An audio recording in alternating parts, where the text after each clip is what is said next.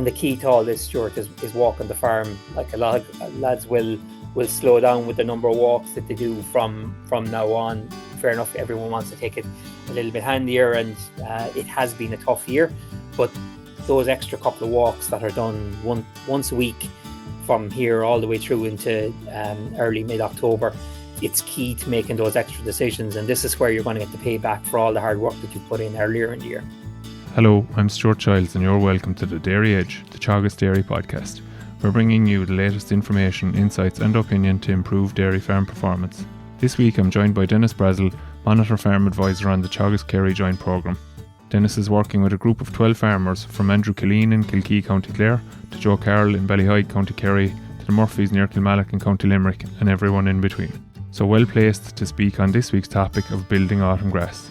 I started by asking Denis what his advice is to people in relation to planning to build cover for autumn grazing. So like you said, look, we have in the Kerry programme, we have 12 farms, but we have very different land types. We have share different rainfall across those areas. So the plan is a bit individualistic, but at the same time, a lot of the same principles hold true in terms of how we get to where we want to get to.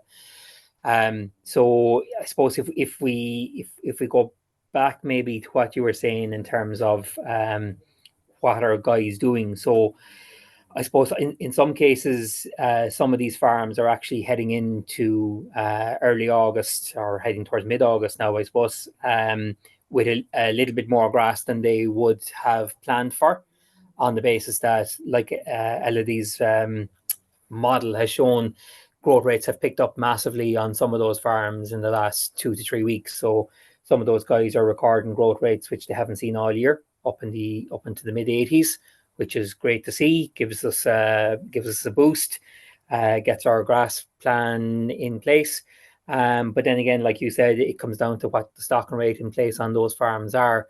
So to take somebody like Dermot Fitzgerald as an example. So Dermot has been growth rate has struggled a lot across the summer for him in terms of farmers quite dry.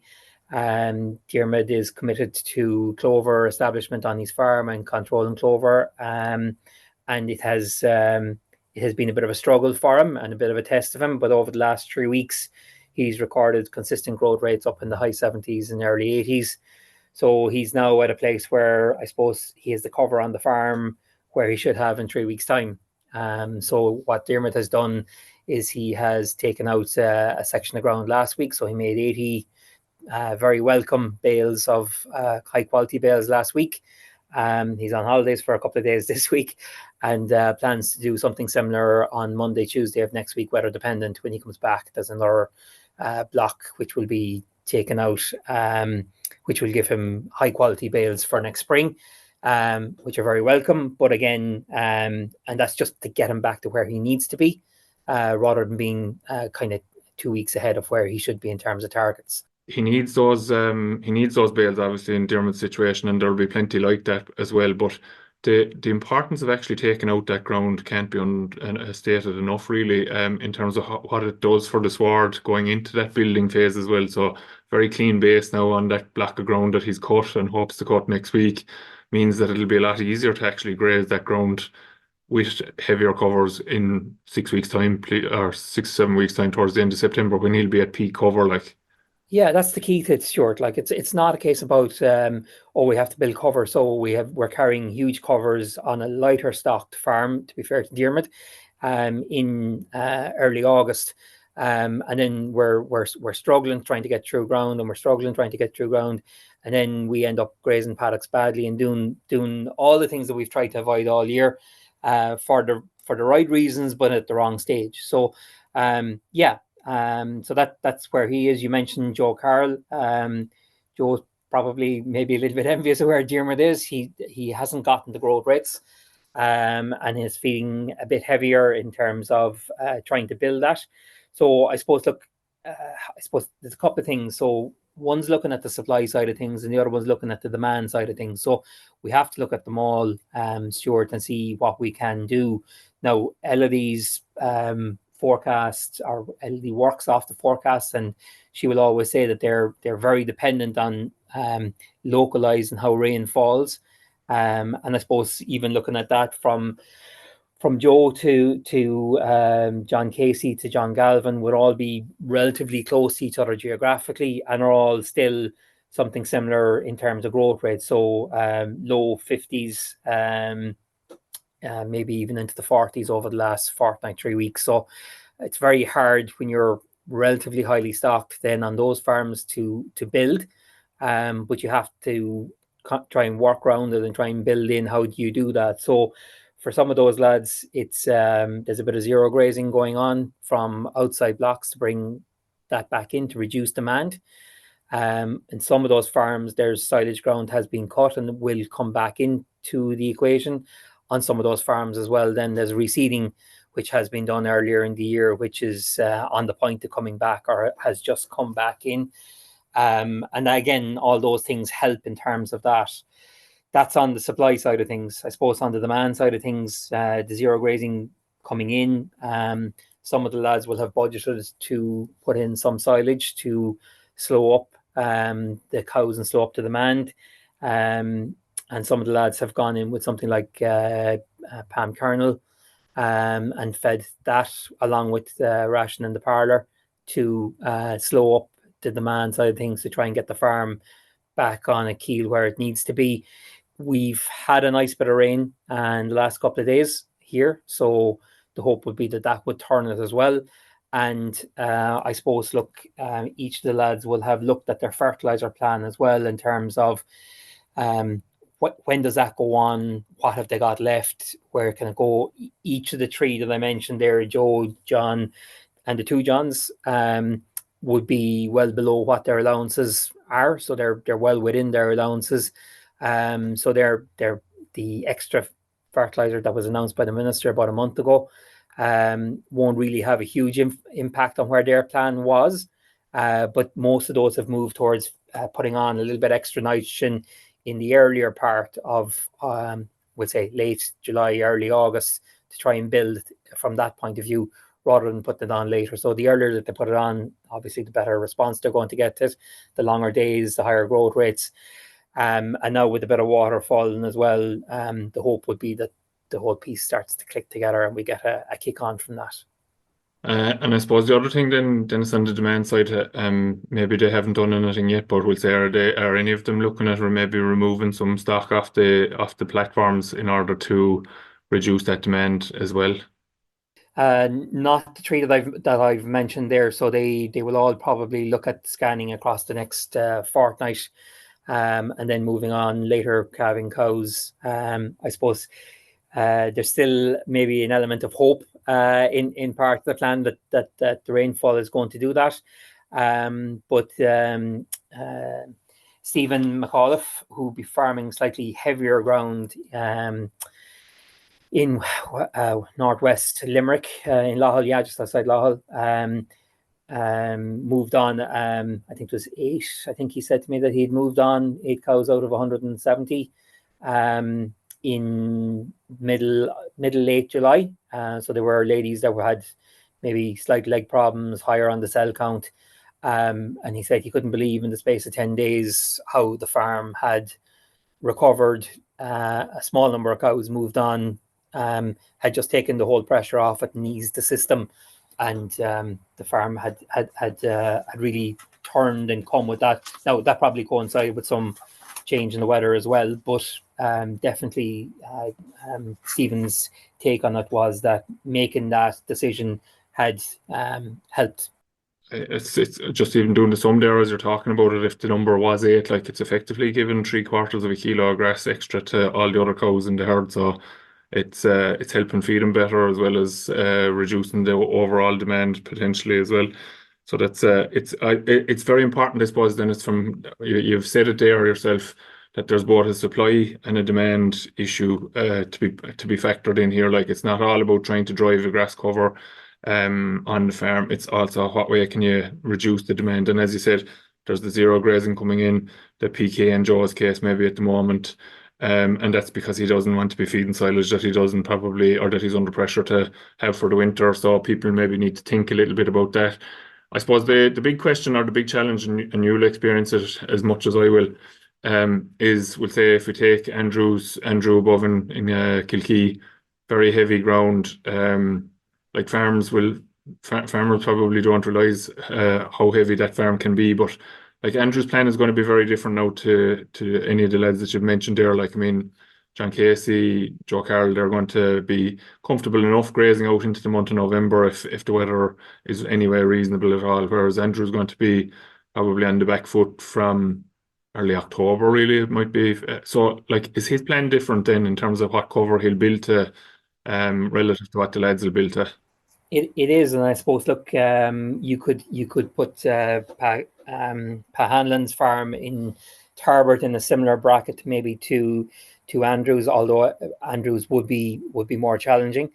And Stephen falls in with them then as well. And Stephen fall in to a certain degree as well. Yeah. So I suppose in that case, yes, it's a few years ago out of the heavy soils program, the lads that were involved in that, James and John and a few more of them, kind of put together based on what the heavy soils farmers were doing and what they had worked around in terms of a target. And it's slightly different, Stuart, to what, but the same rules apply, but it's slightly different. So where peak farm cover sometime between the 1st of October and the 15th of October on is our general advice, and it tends to be up around 1100.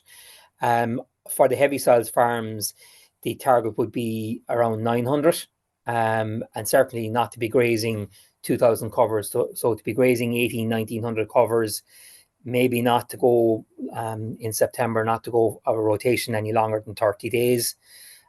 Because some of those heavy soils farms, believe it or believe it not, actually can grow phenomenal amounts of grass in late August and early September, just the nature of the ground and how the nitrogen is released in the soils. And they can actually have growth rates in late August, which could rival May growth rates. So although May growth rates this year we're not to write home about, but you could have 70s and 80s growth rates there for a sustained period of maybe 10, 14, 15 days there, late August, early September.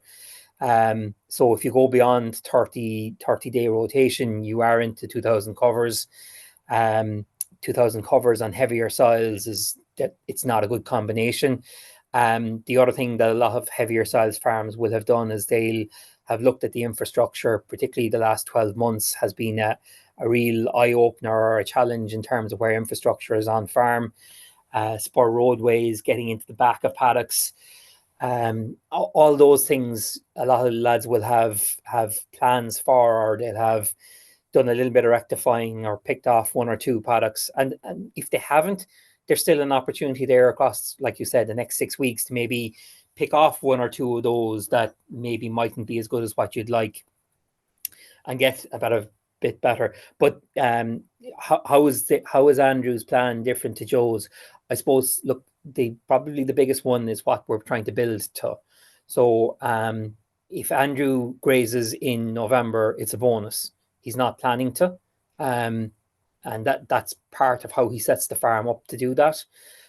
Similar with Pa, he might get day grazings for the first 6-7 days of November, but beyond that, it's really you're doing well if you get that, but the farm isn't designed or set up to do that. So the way you work around it is you tailor your peak cover around what you think is manageable in terms of what the farm can graze out, and then you work back from that.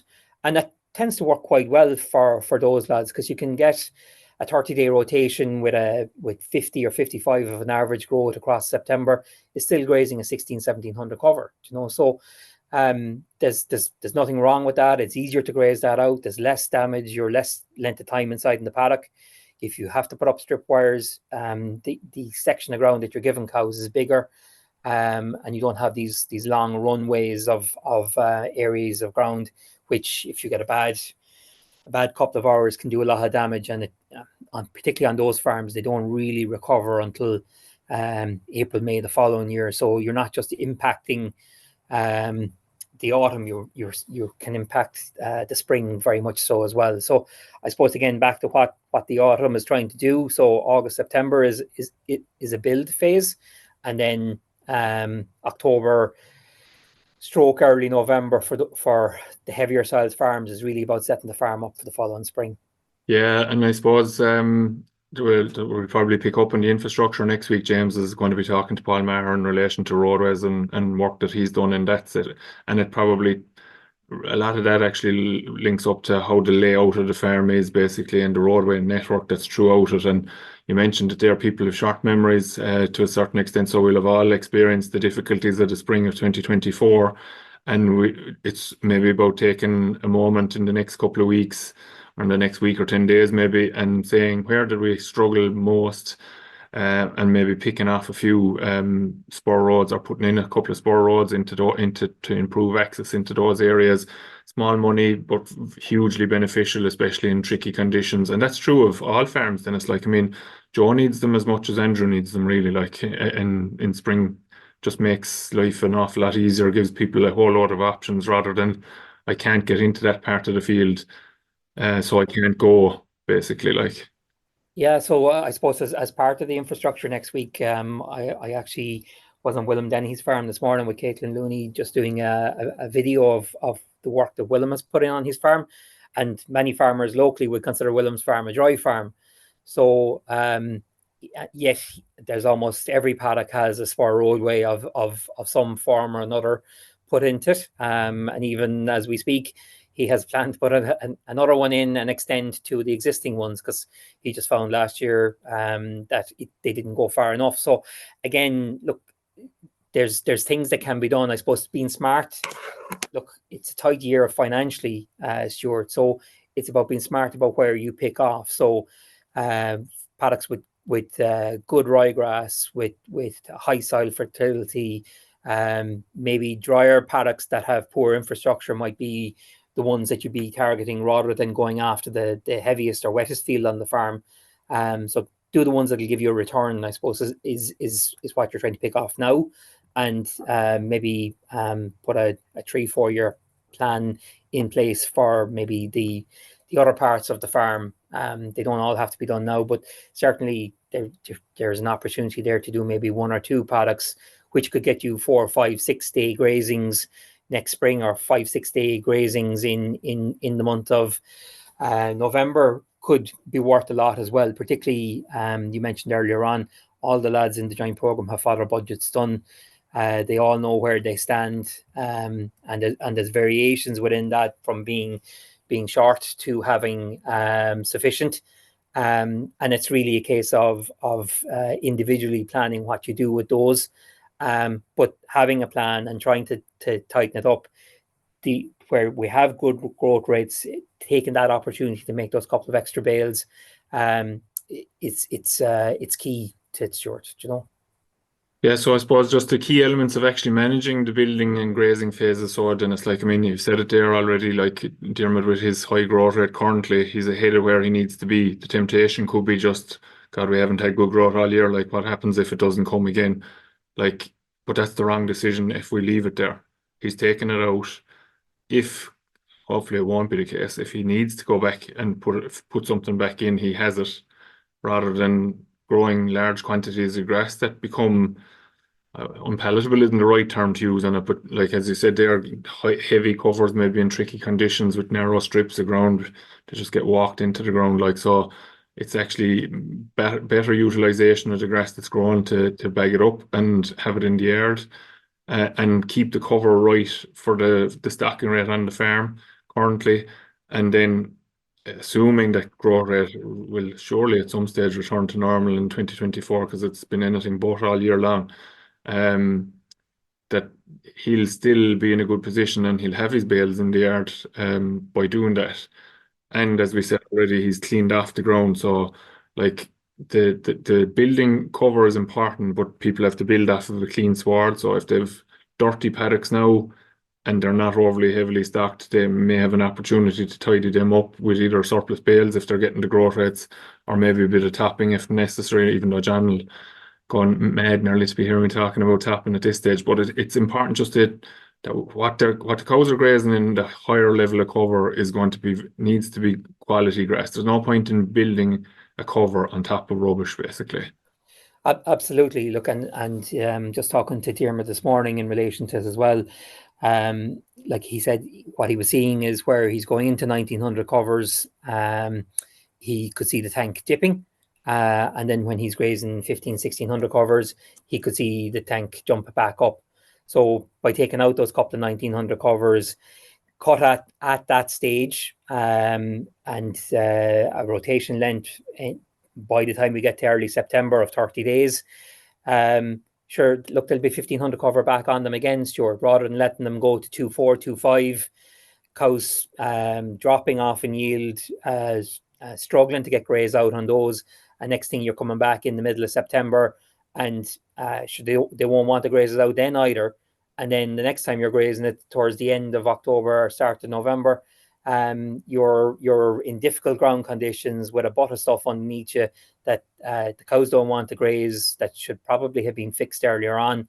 And it'll impact all the way through until the next spring as well. So look, I think there are targets there. You follow the targets, you set the farm up for that.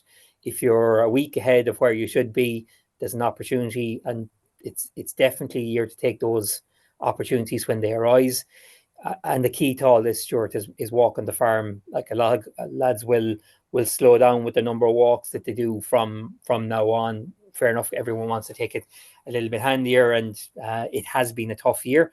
But those extra couple of walks that are done once a week from here all the way through into early mid-October, it's key to making those extra decisions. And this is where you're going to get the payback for all the hard work that you've put in earlier in the year. Yeah, so I suppose you've kind of gone halfway there towards answering my last question for you. Like, what's your general advice around autumn grazing for people? We'll say people that don't measure. Like, have you kind of an angle that you can give to people there as to how they can manage that? Maybe like the 12 guys that you're dealing with there are doing their weekly walks, so that they have numbers when they contact you. You can see even without ever standing on the farm, even though you're there every couple of weeks anyway, as well. What position they're in. But for a person who has very little walking done or bare minimum type walking done, what kind of advice would you give them in terms of that autumn build up? Yeah, so I suppose the first one, Stuart, is when you walk into the paddock, and anyone can do this. So you walk into the paddock and you say, right, how many grazings are here? Okay. And then the cows graze the paddock and you get an extra grazing inside it. So that kind of can reset your eye or your brain as to how many grazings are in the paddocks. And then it's a case of counting the days forward. So count how many grazings I'm going to get in it, how many paddocks do I have, keep moving that forward, and then you get to figure as to how many days is it going to take me to get back to where I currently am. So and like when you do something like as simple as that, counting the grazings, counting the days, you start to get yourself into an idea of, oh, actually, yeah, it's going to take me 25 days to be back to where I am. If the growth picks up as LED's model seems to show that it will, then you could be adding an extra 2 days or an extra 3 days. So all of a sudden, then you're at 30 days. So, and it's continuing to do that maybe once a week. So, and then you realize that I've actually, when I counted this week from where I was last week, I've actually gained 3 to 4 days. So you're gaining faster than you should be, because we should be putting on about a day and a half across the month of August. We should be putting a day and a half onto the rotation. So if we're now up at 35 days by the time we get to the last week of August, that's kind of where we want to be on drier farms. But if we're at that on heavier farms, the risk is that by the week of the ploughing, things start to get out of hand. Cutting something at that stage, the recovery is going to be slow on it, and you're then heading into being maybe putting yourself housed 2 or 3 days earlier than you should have been, because you have a couple of these paddocks taken out. So I think by reacting in time, looking at the quality of what you're grazing, I like the idea of doing the fists, Stuart. So 1 fist is 500, 2 fists is 1,000. If you've got 4 fists at any stage in the month of August, I think you probably have excess on the farm. Very good. So I suppose the key message that we want to get to people is, like, it's been a tricky year, but August is going to be an important month from a grass management point of view. So, like, the key to this is definitely managing that butt in the sward, like you said it, and it's so true that the impact that not doing something now in the early part of August is going to have right out through to February or March of next year can't be underestimated in terms of trying to get the clean out. So we have opportunities to take bales. We should be taking the bales rather than topping a sward that's been poorly grazed. But that cleaning off that sward, even at this stage, like, because just the way the year has been, it may or may not have happened. There's been very little surplus obviously created in a lot of farms this year, so a lot of fields may not have gotten any rub of a mechanical coating equipment as yet. So just touching them up now will set you up to build a nice clean 1800 to 2000, we'll say, as we've discussed, depending on the area that we're on, and set the farm up for that grazing. And as you said there, like Dennis, it's effectively close the gap and forget about it when we cut bales in late September or into the early days of October. So that happening is probably either an indication of two things: either phenomenal growth that we haven't expected, which, look, we'll manage it if we get it, I suppose, or else it's actually an indication that 5, 6, 7 weeks ago we didn't really do the right thing in terms of dealing with surpluses at that stage. So, and I suppose the other area we haven't touched on, Stuart, I suppose, is probably East Limerick. Would probably be similar to what we mentioned in terms of Joe. So, but they may not have gotten the rain. So it's a bit more challenging for them, as in a lot of them are struggling with growth rates, something similar to what demand is. So high 40s, low 50s. And for them, they really have to look at, like you said, looking at what they can do in terms of both supply and demand. So certainly bringing ground back into the system. So whether that be through zero graze, or whether it be second cut silage ground that's coming back in, or the reseeded ground that's coming back in. But certainly the earlier scan and not letting this go to mid-September to make a decision. That decision needs to happen sooner, because we have better grow rates in August than we will have in September. If we let the farm run down too far into September, then we're just not going to make it back up. It's just going to mean an earlier winter, and then that's going to mean all cows house for longer. Yeah, and that's what nobody wants, especially with the pressure that may be on in fodder. We want to try and get the best value that we can out of autumn grass this year to extend the number of days before we go out. But we also want to manage it then as well, I suppose. Look, we'll pick up on it on another podcast later in the year, in terms of making sure that the farm is closed with the right cover to allow farms to get out again in the spring, because that's going to be important as well from the fodder management point of view as well. So look, we'll wrap it at that. Dennis, thanks a million for coming on and talking to me today. I wish the 12 lads and everybody in Kerry, Limerick and Clare the best, and across the entire country, obviously. Thanks, Stuart. That's all for this week's episode of the Dairy Edge podcast, and my thanks to Denis Brassil for joining me on this week's show. Don't forget to rate, review and subscribe to the podcast. You can listen on Apple and Google Podcasts as well as Spotify. And for more information, go to the Teagasc website at teagasc.ie. I'm Stuart Childs, and join us next time for your Dairy Edge.